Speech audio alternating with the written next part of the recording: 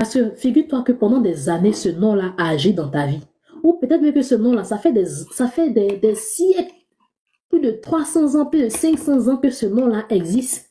Bah, tu peux pas détrôner l'impact de ce nom comme ça. Faut que tu prennes du temps dans la prière. Donc moi, je vais vous conseiller, il a le sang. Donc Makila le sang.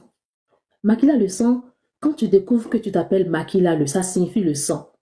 Je serai à ta place. Je vais poser des questions. Tu vas rencontrer tes tantes. Tu vois souvent qu'il y a des retrouvailles, il y a des fêtes. Oui, demande à ta mère. C'est triste, nos mamans de maintenant, là, nos mamans, elles sont modernes, elles ne s'intéressent plus aux histoires. Demande à ta maman, demande à ton papa, maman, qu'est-ce que ça signifie mon nom? Ils vont te dire, bah, ça signifie le sang. Maintenant, tu vas dire, maman, mais ça parle de quel sang? Pourquoi est-ce que je m'appelle le sang? Pourquoi est-ce que papa s'appelle le sang? Pourquoi est-ce que... Ils vont te raconter l'histoire rattachée au nom. Peut-être qu'ils vont te dire, je ne sais pas, hein, c'est tout bêtement que je te dis ça. Peut-être qu'ils vont te dire que avant que tu ne naisses, le sang a beaucoup coulé, ou bien on a versé du sang pour que tu aies la vie, ou bien voilà, dans les temps passés, par exemple chez les Baoulés, le peuple Baoulé, il est raconté que pour que le peuple puisse traverser, il fallait qu'il y ait un sacrifice. En tout cas, il y a forcément une histoire rattachée au nom que tu portes. Donc, quand on te dit, on t'explique l'histoire, il faut insister.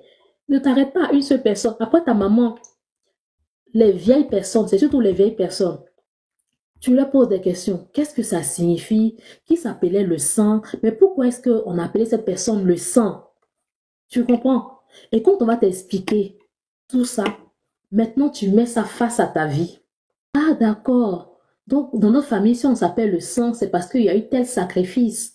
Ah d'accord. Donc si tu mets ça face à ta vie et tu vas dire, ça c'est valable pour tout le monde, et s'il vous plaît les amis. Tu vas dire, Seigneur Jésus-Christ de Nazareth, voici ce que signifie mon sang, voici l'origine du nom que je porte. Seigneur, il est écrit dans ta parole que nous sommes une nouvelle créature. Seigneur Jésus-Christ, il est écrit dans ta parole que quand on t'accepte comme Seigneur et Sauveur, automatiquement, nous sommes une nouvelle créature. Toutes choses sont passées et toutes choses sont devenues nouvelles. Donc, Saint-Esprit, voici ce que Dieu sait déjà, mais il faut ouvrir ta bouche pour parler. Seigneur, voici ce qui s'est passé dans le passé. Voici ce qui s'est passé autrefois. Autrefois, ils ont tué le sang pour que mon grand-père ait la vie.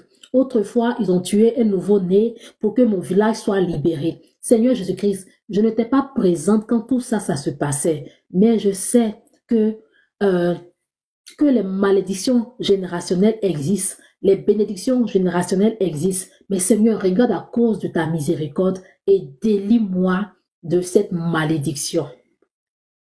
J'espère que vous avez compris. Hein? J'espère que vous avez compris. Pour ceux qui ont les noms négatifs, la première démarche à faire, je vais chercher à savoir pourquoi est-ce que ma famille porte ce nom, pourquoi j'ai ce nom, dans quel coup ce nom-là est venu dans ma famille. Quand on te dit ça, maintenant tu vas prendre, ça dépend de vous. Moi en général, j'aime toujours dire aux gens de prendre 3 jours de jeûne et prière. C'est-à-dire après toutes les recherches, après tout, quand tu découvres tout et tu prends 3 jours de jeûne et prière, tu exposes le sujet à Dieu. Seigneur, pendant le premier jour, tu te répands, voilà, tu te répands, tu demandes pardon à Dieu. Le deuxième jour, tu fais des prières de combat. Le troisième jour, tu fais encore des prières de combat. Et après, tu proclames sur ta vie, au nom de Jésus-Christ, dans le cas de toi qui t'appelles le sang, au nom de Jésus-Christ de Nazareth, je proclame que là où ils ont dit, il y a un sacrifice, qui parle dans ma famille, je déclare que je suis délié de cette alliance. Je suis délié de ce nom, je suis délié de la puissance négative rattachée à ce nom, au nom de Jésus. Et je prie, Seigneur, que tu me donnes un nouveau nom. Tu vas recevoir un nouveau nom. Ça ne veut pas dire que tu vas aller, il faut que tu ailles à la mairie pour dire bonjour monsieur le maire, il faut barrer mon nom. Non. Si tu veux, tu peux le faire. Mais ça ne veut pas dire que tu dois le faire. Mais tu dois prier pour que le Seigneur te délie de l'influence négative rattachée à ça. Amen. Est-ce que c'est bon pour le troisième point?